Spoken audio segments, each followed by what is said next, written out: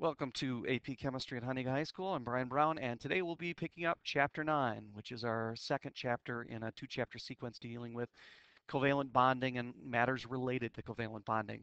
And as I said with Chapter 8, along with the ideas from this chapter, along with Chapter 8, are a pretty big chunk of the 75 multiple choice question part. 9 questions are typically represented from these ideas, which is a very, very large chunk. And on the FRQ section, there's pretty much something every single year related to these two chapters. Now, first section, 9.1 deals with molecular shapes. Now, the shape of a molecule plays an important role in its reactivity. And the next series of chapters we get to, we start to look more closely at that. So this is really setting up ideas for when we get into, how molecules behave and interact with each other in the next couple of chapters. But this chapter, we're pretty much restricting ourselves to molecular geometries and ideas related to molecular geometries. Um, what we're really doing is looking at the number of bonding and non-bonding electron pairs. And by looking at what we've got inside the atom, we can use that to figure out the shape of the molecule. Now, one general statement, the molecule can be interpreted and described in a couple of different ways. So the shape of the molecule is really determined by the angles between the bonds and what we see based upon those angles, which are in turn related to the electrons, bonding and non-bonding electrons, and how they repel each other. One way you'll see some molecules referred to on some pictures in the book is this AB2, AB3, this whole ABN idea. So sometimes molecules and ions can be represented by just a general notation AB subscript N. So A represents the central atom, and B would represent the outside atom. So if we have 3 outside atoms, it'd be an AB3. If we have 2 outside atoms, it would be an AB2. And we can also have AB4 and AB and AB5 and so on.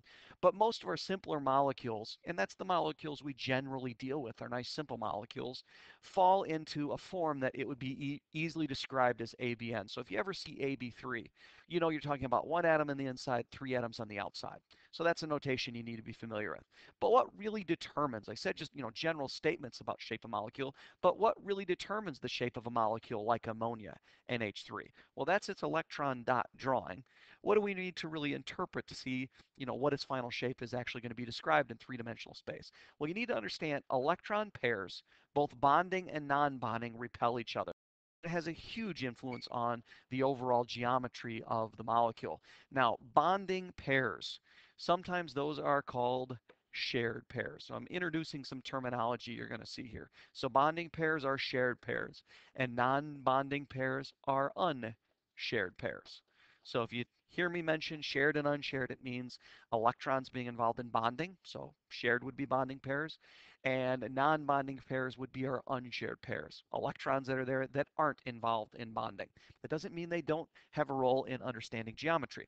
Now, by assuming that electron pairs are placed as far apart as possible, because they're all negatively charged, they repel each other, we can predict the shapes of molecules. If you remember last year, that's something we called VSEPR theory. So valence shell electron pair repulsion is the theory we use to describe why molecules have the geometries they have. So what we're really looking at is the fact that we have valence shell electron pairs, both bonding and non-bonding, repelling each other. And that's going to influence our overall shape. Now, VSEPR theory basically says the best arrangement of a given number of electron domains. So we're going to talk about this whole electron domain idea quite a bit. So there's electron domains and electron domain geometries, and then there's molecular geometries. You'll understand the difference between the two as we go. Is one that minimizes the repulsions among them. So basically, if we have 4 things as far apart as they can get, which would minimize their repulsions, would end up being the picture you see here. It's what we called last year the tetrahedral shape, and each of our bond angles are equal to each other, 109.5 degrees in this particular arrangement. So in CCl4, to minimize repulsions, we're going to get 109.5 degrees apart. And depending on what we've got and how strongly it's repelling, we're going to have slightly different bond angles. Now, electron domains and electron domain geometries are something you probably didn't hear mentioned last year in pre-AP. Now, we refer to electron pairs as an electron domain. And when we're counting electron domains, what we're really looking at is the different regions of space repelling each other. Each non-bonding pair, whether it's a single or a multiple bond, produces one electron domain, and an unshared pair produces an electron domain. So when you look at this particular picture, I have an electron domain here and here by single bonds. I have an electron domain here. Remember, it's a double bond, but it's still just one region of space, one electron domain. And then finally, I have an unshared pair. That's another electron domain. So this AB3 molecule we have would be described as having 4 electron domains. So when I talk about electron domains, I mean negatively charged areas of space that are repelling each other. They could be single bonds, they could be double bonds, they could be triple bonds, they can be unshared pairs. So how many electron regions do I have repelling each other? That's known as an electron domain. So remember, double and single bonds and triple bonds all count as one, unshared pairs count as one. So for electron domain geometries, so how far are these electron domains going to repel each other, and what's that going to look like? Those are called electron domain geometries. So to figure out our electron domain geometry, all you have to do is count the number of electron domains in the Lewis structure. So that's a starting point here. Now the geometry is going to correspond to the number of electron domains we have. So these names should look familiar from last year: linear and trigonal planar and tetrahedral and trigonal bipyramidal and octahedral. These are our more common shapes, and these would be expanded octet type situations. But I think they were things you were at least familiarized with last year in pre-AP. But remember, there were other shapes we talked about, like trigonal pyramidal and bent and so forth. Well, when we're just looking at electron domains, all we really get are these fundamental shapes. So how far apart can 2 things get? Can 3 things get? Can 4 things get? Can 5 things get? And can 6 things get?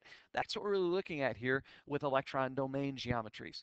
So electron domain geometries are looking at how many regions we have repelling. And if we have 2 regions, it's going to be linear, and our bond angle is going to be a linear, 180 degrees.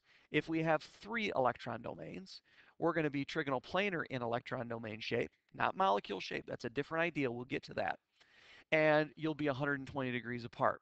And then our tetrahedral, 4 things repelling, that was 109.5. One of the differences between this year and last year is, once again, a little bit more depth of information. So the idea of the geometry is one idea, but you should also know approximate bond angles. So you should understand, and there's not a ton of them, there are only a few, but you should understand that 3 things would be 120, 4 things would be 109.5. If we had 5 things, as far apart as we can get them, is we've got the region here and then above and below that region. So on our axial plane here, those are 120 degrees apart, and coming above and below that plane, they're 90 degrees apart. So what we have here is a combination of 90 and 120. And then when we go to 6 things repelling, everything is 90 degrees apart from each other. So these are electron domain geometries. So the electron domain geometry is often the shape of the molecule, but not always. And because of what we're ending up doing this year, we're including this idea of electron domain geometry and molecular geometry. But electron domain geometry does some things for us that sometimes molecular geometry doesn't. But keep in mind, molecular geometries are sometimes the same, but not always, as the electron domains. And we have more options when we're looking at the molecule than just what we looked at on the previous slide: 2 things repelling, 3 things repelling, and so on. So sometimes the molecular geometry is the same, sometimes it's different. And the molecular geometry is that's defined by the positions of only the atoms that are involved in bonding. So I should say the pairs that are involved in bonding. So while this affects the geometry, we don't see it. So it's gone from our picture. So that electron domain is important and affects geometry, but in the end, we don't see that part of it. We only, in the molecular geometry, look at the atoms and how far they are apart. And that's why something like this substance, which has a tetrahedral electron domain geometry, if we don't see the thing on top, which is vital to its shape, however, we don't see it. So when we describe its molecular geometry, we end up with a trigonal pyramidal you remember from last year. So remember, Lewis structure can become an electron domain geometry, which can become a molecular geometry. And sometimes our electron domain and molecular are the same, sometimes they aren't, but they both have their place. Now, within each electron domain, then there might be more than one electron geometry. So in the case of a tetrahedral arrangement, every one of these is a tetrahedral electron domain geometry. We have 4 things repelling, that's tetrahedral. But in terms of a molecular shape, we can have the tetrahedral, the trigonal bipyramidal, or the bent. but they're all still four things repelling. It's just in each case we don't see all four things.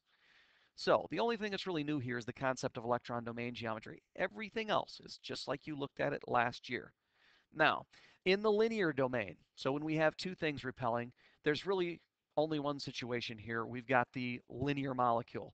So if we have an AB2 with two electron domains, and it could be because you have something like carbon dioxide where you have two double bonds, two electron domains, you get linear, or it could actually be something like beryllium, which is an exception to the octet rule. We have two single bonds, there's no unshared pairs, so it's two electron domains. It's going to be linear. So AB2, two electron domains, always going to be a linear molecule. But remember, if there's only two atoms in the molecule is always going to be linear no matter what the electron domain is. So if we have something like H2 or HCl, if you have a two-atom molecule, it's always linear, and we don't really worry about electron domains and anything else because 2 points defines a line. So what we're looking at is when we have one inside and two on the outside. That might be linear, and then depending on how many electron domains, it could also bend out of linear into a bent shape. Now there are two molecular geometries when we have a trigonal planar. So remember, two electron domains, we're just going to get linear. If we have three electron domains, which is a trigonal planar electron domain shape, we actually have two different types of molecules we can get. A trigonal planar, like BF3, which is an exception to the octet rule. That's got three single bonds, no unshared pairs. We can also get something like SO3, which has resonance and looks like this. That's three electron domains and would be trigonal planar in shape. So these two would be trigonal planar electron domains and trigonal planar molecular geometries. Whereas this situation here, it's still three, one, two, three electron domain shapes. We only see two of the shapes. While that's there and it's affecting, it's not a part of our described geometry. So this gives us then a bent shape. So when we have three electron domains, we can get trigonal planar or bent, depending on what we have, an AB3 or an AB2 molecule.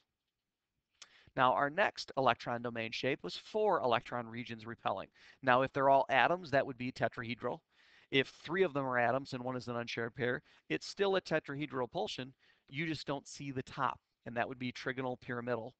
And then finally, if we have an AB2, so we have two single bonds and two unshared pairs, we don't see either of these coming off of it. All we see are where the atoms are at, and what we get is a bent shape. So in three-dimensional space, you could see that something like water, an AB2 with two unshared pairs, four electron domains, is going to end up a bent shape. So our molecular geometry is sometimes the same as the electron domain geometry, sometimes different, just depending on what we've got. So the next would be 5 and then 6, but we'll get into our expanded octets in a second. So we'll come back to those. While we're at looking at electron domains and looking at things repelling into different shapes, I want to make a brief mention about the reality between the differences in single bonds, double bonds, and unshared pairs. Now, they're all electron domains. They all repel each other, but they're not equal electron domains, so they don't repel each other equally. Non-bonding pairs are actually physically larger than bonding pairs. So if you take a look at the region of space that our unshared pair of electrons exist versus the region of space a single bonds pair of electrons exist, the non-bonding pair is able to drift and make a larger region of space. Now remember, electrons repel. Electrons that are closer are going to repel more than electrons that are farther. So you need to understand there is an impact in terms of the actual bond angles we get when we have shared pairs versus unshared pairs, single bonds versus double bonds versus triple bonds. So what you need to understand is unshared pairs repel more, and that's going to decrease bond angle. So remember I said we had 109.5 when we had a tetrahedral repulsion? So you would picture something like NH3, which is tetrahedral repulsion, and water, which is tetrahedral repulsion, to also be 109.5, but it's not. It's actually less than 109.5. Now, the actual numbers really aren't relevant. What you need to be able to do for my test or the AP test is understand the base geometry is 109.5. And when I have one unshared pair, it repels more. So that's going to decrease my bond angle in the remaining bonds to less than 109.5. If I had two unshared pairs, that's going to decrease the remaining bond angle even more. So actually knowing these two numbers is not relevant. All you really need to know is they're going to be less than 109.5, and two unshared pairs would decrease it even more than one unshared pairs. And that's related to the physical regions of space these things take up. Unshared pairs occupy a larger region of space, so they do a better job at repelling. Now, double and triple bonds also have an effect. And once again, what the exact numbers are, you don't need to know. You just need to have an idea of how it's going to change our base angle. Now, this would be a trigonal planar. We have 3 electron domains. 3 electron domains should be 120 degrees from each other. But obviously, when we have double bonds, we have electrons in a larger region of space. Because there's more electrons there, they're going to be in a larger region of space, and they're going to repel more, which is going to decrease this angle over here and increase these two angles here. So when you have a double bond, the angle coming off the double bond, which I'm putting here in green, is going to be greater than you think it is, greater than 120. And the remaining, the one that gets squeezed down on the far side, is going to be less than 120. So you need to understand how unshared pairs, single bonds, double bonds, and triple bonds repel differently, and how it affects your base number. Don't worry about memorizing actual numbers. You just need to know. Trigonal planar is supposed to be 120. Well, if I've got a double bond there, the bond angle here is going to be greater than 120, and the bond angle here is going to be less than 120. That you should be able to understand conceptually with the relationship between these different types of electron domains and their actual geometries. So they're also going to affect bond angles, what it comes down to. So unshared pairs repel more, and double and triple bonds repel more. Now, the next electron domain we had, and now instead of just putting it in a table, I'm looking at it a little bit with a bigger picture here, because you have to understand there's a couple of different regions here. So the trigonal bipyramidal situation, when we have 5 things repelling, as far apart as we can get 5 things in 3-dimensional space is this. So if that's our electron domain geometry, trigonal bipyramidal, it's because we have 5 things, and as far apart as we get 5 things is in this geometric arrangement. Now you need to understand here, we've got different situations happening within this same substance. We have, for lack of a better way of looking at this, so picture this as like a globe. You have the equator on the globe, and in our equatorial region we have 3 atoms. And then you have the axes of the globe. So the north and the south pole, that's the axial region. So when we're talking about this particular electron domain geometry, and this is going to be important when we look at the molecular geometries, you need to understand what I mean by the equator and what I mean by the actual axial electron domains or atoms. So the ones along what would be our equator line, those are equatorial. The ones up and down to the equator, those are our axial. And the two are not equivalent to each other in terms of how they're going to repel. And if we have one unshared pair, where is that unshared pair is going to go? So one special thing about trigonal bipyramidal electron domains is you need to understand the equatorial and the axial positions are different from each other. So there's 2 distinct positions in this geometry, the axial and the equatorial. Now, lower energy is always what's preferred.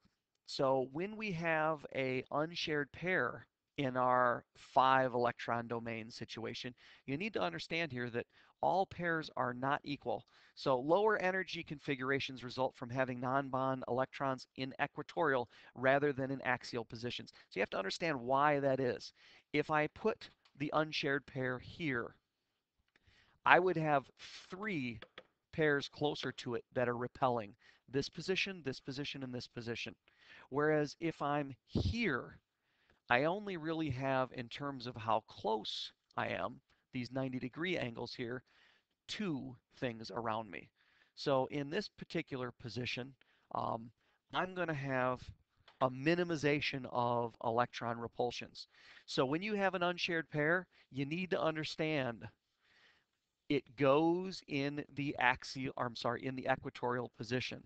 So if we have 5 electron domains, and that's a trigonal bipyramidal, and one of those electron domains is an unshared pair, it's going to go here, not in the axial positions, because there's an energy advantage to minimizing repulsions if it goes there.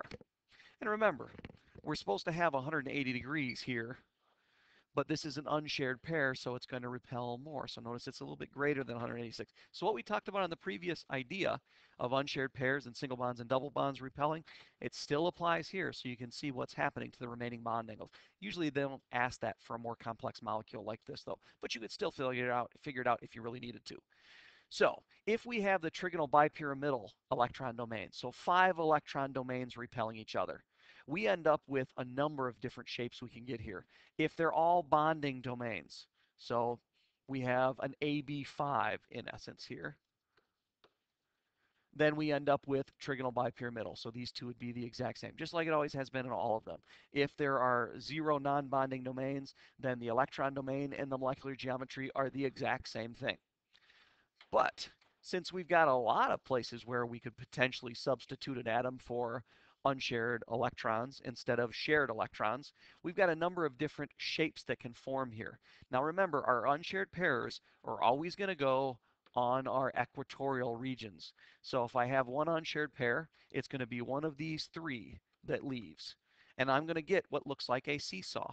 So it's literally going to be a molecule that kind of looks like a seesaw shape. So that's why we call it seesaw. And when you build them, it'll be easy to see what this actually looks like. Now, if I have 3 atoms and 2 non-bonding pairs, once again, it's going into the equatorial region. And in this case, it doesn't really matter which one of these we get rid of because it's the exact same thing. Now what we're going to end up with is what's called a T shape. Because what you get if you get rid of one of these is basically a T molecule. So next is our T shape. And then finally, if we have 3 unshared pairs, we're going to end up with all 3 of our equatorial regions gone, and we're going to end up with our linear molecule again. So something like FX or xenon difluoride, that would end up being an exception to our octet rule here. We got an expanded octet. So it ends up with just 2 things being a linear configuration because 3 of our electron pairs are unshared pairs in the equatorial region. We're going to be left with that axis straight line. So when you have trigonal bipyramidal, 5 electron domains repelling, we can get trigonal bipyramidal, seesaw, T-shaped, or linear. And I'm willing to bet you never saw any of these last year. So this would be brand new. Now finally we have our 6 electron domains repelling, and that's going to be our octahedral arrangement. And in this particular arrangement, we don't talk about axial and equatorial because at this point it doesn't matter anymore. All of these are 90 apart, so for all intents and purposes, when we remove one atom and replace it with an unshared pair, all of them are the same. And what we would get is what looks like a square pyramid. So square pyramidal. Now, if we had 2 unshared pairs, now it makes a difference. Remember, we have to minimize repulsions, and these things repel more. So we're not going to put it on one of these. If we have another unshared pair, it's got to go over here to minimize our repulsions between these larger regions of space. And what we end up with is square planar. And once again, these molecular geometries are probably new. The whole square pyramidal and square planar you probably never saw last year. And this is where the discussion of electron domain geometries becomes so much more important. So we're not trying to complicate things by looking at this new thing, electron domains, but when we look at more complex situations, you need to have a better, deeper understanding of what we're looking at. Now, in larger molecules, it makes more sense to really talk about the geometry of a part of the molecule. So when we're looking at a much larger molecule, we break it down and look at it in sections. So we look at what's happening here and here and here and so on. So in general, this would be a base tetrahedral in this position. This we have 3 electron domains, so that's going to be a trigonal planar. And over here, we have a tetrahedral repulsion. Now, technically, the molecular geometry of this would be bent, but the electron domain geometry would be tetrahedral in this case. And predicted bond angles. Well, we've got 4 things repelling here, so that should be 109.5 like it always is. In this particular case, predicted bond angles. Now this says 120, but think about what we just talked about. You've got a double bond here, and that repels more. So this would be greater than 120. This would be less than 120. It's not linear. Remember, this is in 3D space. And then finally, a tetrahedral repulsion, yes, predicted bond angle is 109.5, but these are unshared pairs. So it really depends upon what we're looking at. In this case, we only have this one bond angle. So it's not going to be 190.5. It's going to be less than 109.5.